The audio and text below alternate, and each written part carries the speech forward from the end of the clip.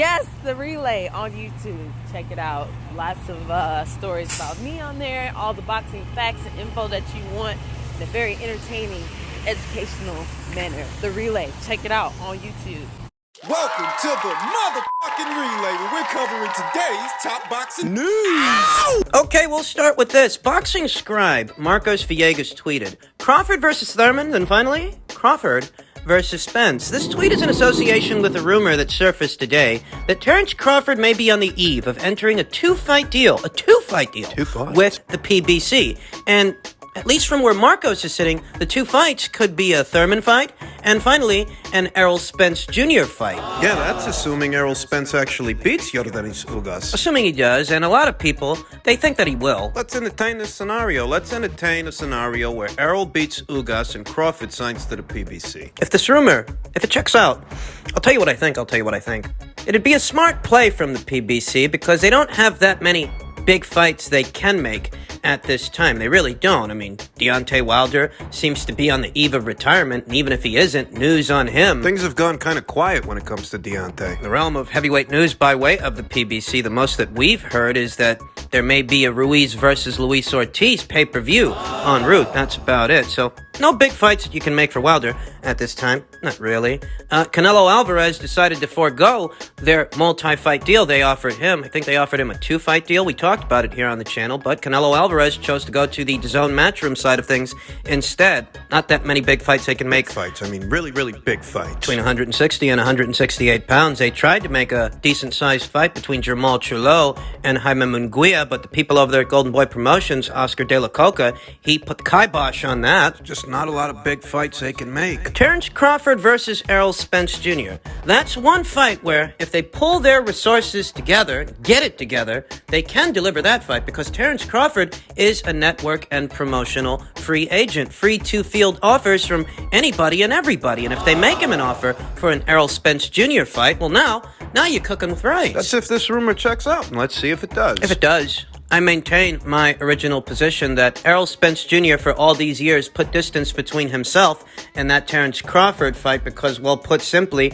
if he would have fought Terence Crawford sooner rather than later, if he would have fought Terence Crawford before, those other guys, Mikey Garcia, for example, or Sean Porter, he wouldn't have made it to Mikey Garcia or Sean Porter. He would have suffered his first professional loss already. I view Terence Crawford as a superior physical specimen and a superior boxer. I think he is better than Errol Spence Jr. in most every single area. The only real thing that Errol Spence Jr.'s had going for him is that he's a capable welterweight, fundamentally sound in some areas, and he's a decent-sized welterweight on the bigger end of the spectrum. But that's about it. He's basic. He's good, but he's not great. Better than average, but not by much. Maintain my original position that if Errol Spence Jr. willfully chose to enter into fights with the likes of Mikey Garcia, Sean Porter, Danny Garcia, just anybody and anybody but Crawford, you understand?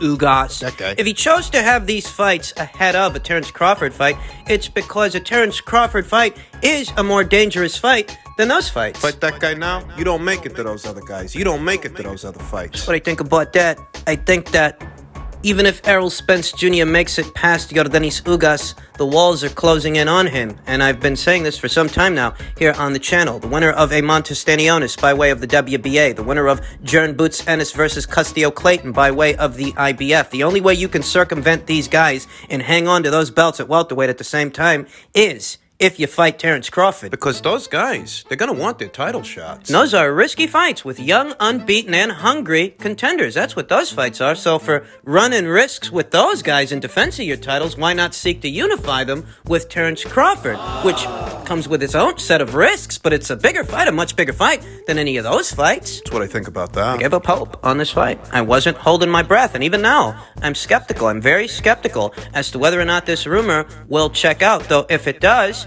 hats off to the PBC and the people over there at Showtime, assuming Showtime is even involved. But hats off to them for... If they're finally deciding to do this fucking fight? Well, it took you guys long enough, but better late than never. That's what they say. That's what they say. And you could almost interpret this, if this rumor ends up checking out, as an act of desperation. Desperate times call for desperate measures. Listen, it wasn't that long ago that Tim Smith, VP over there at the PBC, poo-pooed all over the idea that they should make Terence Crawford an offer because they didn't want to insult him. But if they are now trying to offer him something, bring him into the fray. Hey, the last 2 weeks I've been saying it.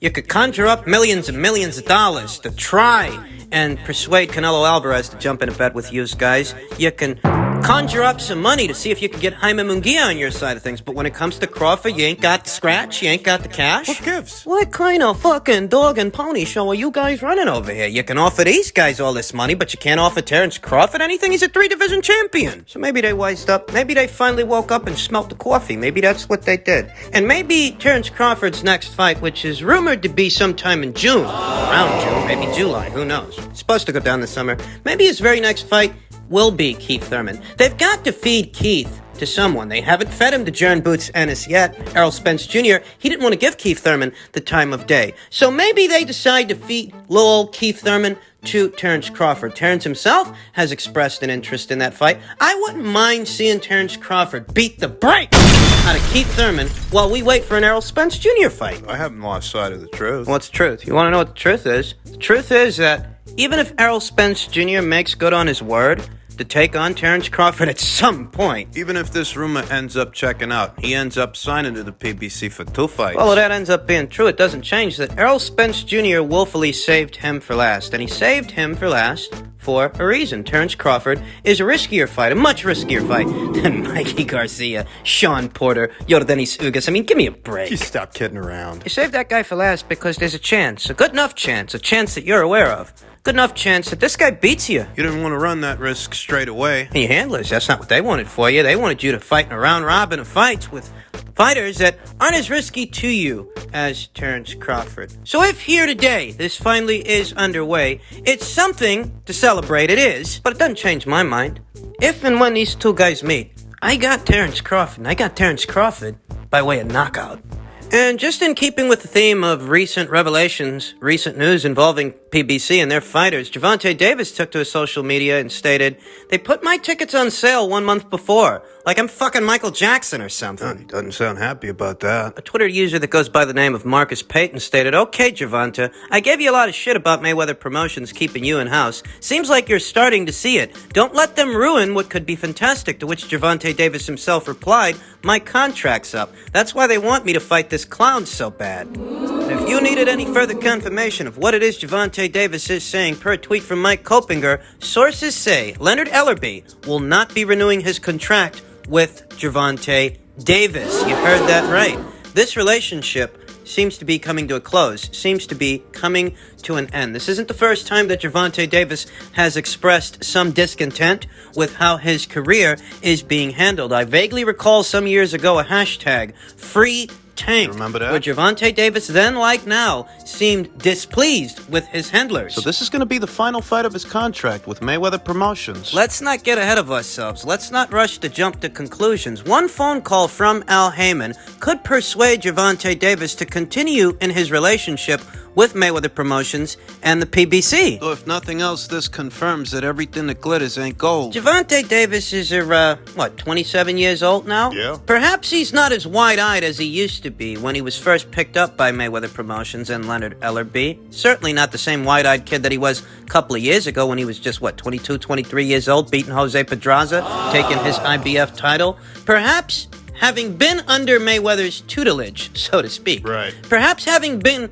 under his wing all this time has proven to Gervonta Davis that everything that glitters ain't gold, and being under Mayweather's wing, it's not all it's cracked up to be. Floyd Mayweather hasn't garnered the same success as a promoter that he did as a fighter. I want to make that abundantly clear. Whatever work ethic he had as a boxer does not appear to be the same work ethic he has as a promoter. It seems he's left Leonard Ellerbe in charge of things, and I get the sense that the rift here really is between Gervonta and Leonard. Floyd's an absentee promoter. He's too busy glorifying himself to promote anybody else. And what you get from Leonard Ellerbe in terms of promotion is a lot of hyperbole, a lot of smoke screens, a lot of baseless statements, a lot of culottes and dressing, couple of curtains, to try to decorate fights like a Rolly Romero fight as being bigger than what they actually are. But Gervonta Davis himself, he's seen behind the curtain. He knows what time it is. And he's not a little kid anymore. He looks out there, he sees what people are saying, and he's not easily persuaded, or as persuaded as he might have been in previous instances, in previous years when he was a younger fighter, a younger man, more wide-eyed and more susceptible to suggestion. Over the years, it appears that Gervonta Davis has grown just as unhappy with his career as his critics are with it. But once again, I'm not going to jump to conclusions. One phone call from Al Heyman might change this kid's mind. Who knows? He's rumored to have a way with words. He's rumored to be very persuasive. This is a big story. I'm not one of these hack content creators that's going to rush to do a 1-hour live based on a couple of tweets. Not just. I think there's a lot more to this story. And I think those details are going to come out very soon. Whatever's going on behind the scenes, it's bad enough that Leonard Ellerby, he doesn't want to re-sign Gervonta Davis, and Gervonta Davis is all he's got. And this puts that Rolly Romero fight in a very different frame. Jeez Louise, can you imagine how fucking awkward those press conferences are going to be? And how fucking awkward it is that Leonard's still got to promote this fight. Don't lose sight of that. Leonard's not off the hook. He still has a fight he has to sell. I wonder if this isn't why he's been on edge the last couple of months. Could be. Finally, a bit of insight on what awaits Canelo beyond Dmitry Bivol and beyond Gennady Golovkin. Hearn on Canelo's potential third fight in 2022. John Ryder, Buatsi Richards winner, are front runners. A portion of the article reads, Hearn said Alvarez is interested in extending the deal to a third fight at the end of the year to take place preferably in Guadalajara, Alvarez's hometown, in Mexico, or in London, where Hearn is based. The latter option is particularly appealing to Hearn since he has a couple of British fighters in his promotional stable that could make for a compelling fight. Alvarez has spoken previously about wanting to fight on the international scene, and an Alvarez bout in a fistic, crazed nation like England would obviously generate plenty of attention. And money. I'll be honest, I don't want to see Canelo versus Ryder. I'm not being critical of Canelo, I'm just being honest. That all the guys that Canelo could be fighting, not crazy about that guy. Canelo Alvarez and head trainer and manager Eddie Reynoso both want a fight in December, Hearn told Talk Sport.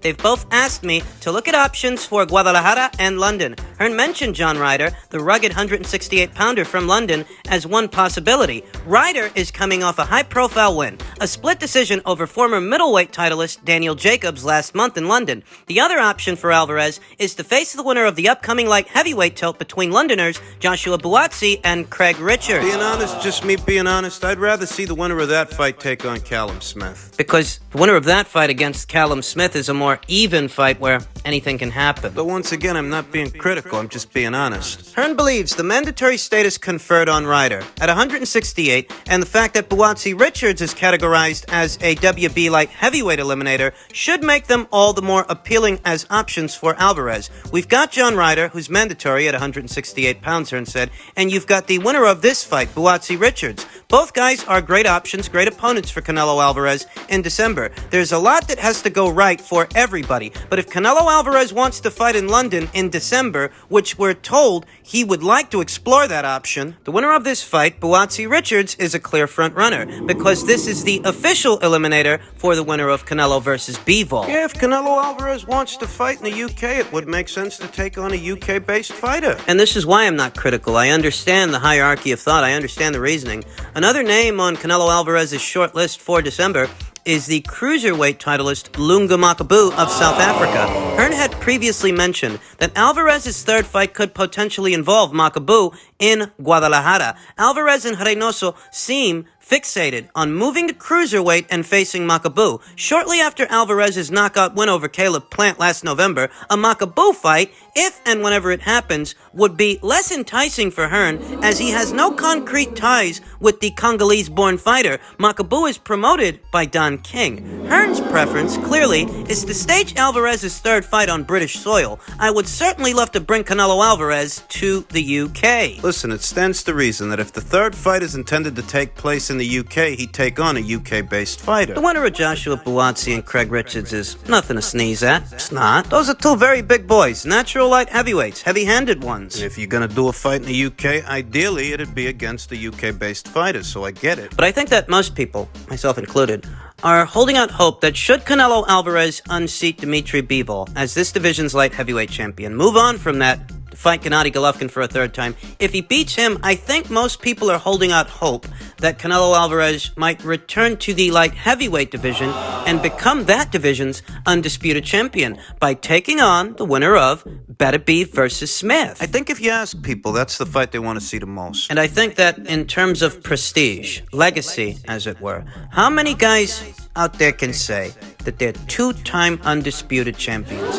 4 division, 2-time undisputed champions. I mean, how many guys can say that? There is some prestige associated with becoming a 5-division champion by potentially moving up in weight to cruiserweight to take on Lunga Makabu for his WBC title. There's some prestige associated with that, though not as much as becoming an undisputed champion 2 times. I mean, who does that in this day and age? We'll see how it shakes out, because a lot of things got to go right for Canelo. We are getting ahead of ourselves thinking about what Canelo might do 2 fights out, 2 fights from now. He's got to get through 2 guys first. How does it feel? Joe Smith versus Artur Beterbiev. It's pretty much done already, so it looks like the winner of this fight might possibly fight the winner of that fight. To fight all time. You know, I don't think about another fighters, another fight, another belt.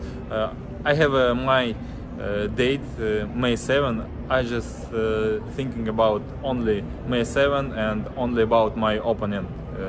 It's not professional to think about everything. You should think about your deal. I just realized what I will do in the ring to be a winner, but I don't think about how it will be when they up my hand. Just think about only fight. Doesn't matter what will be after fight. It's main thing what will be in the fight. And Vadim, what do you tell your fighter? What's the process you take him mentally to get him prepared for this fight, for the biggest stage of his life? Yeah, Dmitri's not one of those guys that really needs like the mental support. I can say him what. He's always been there for every fight.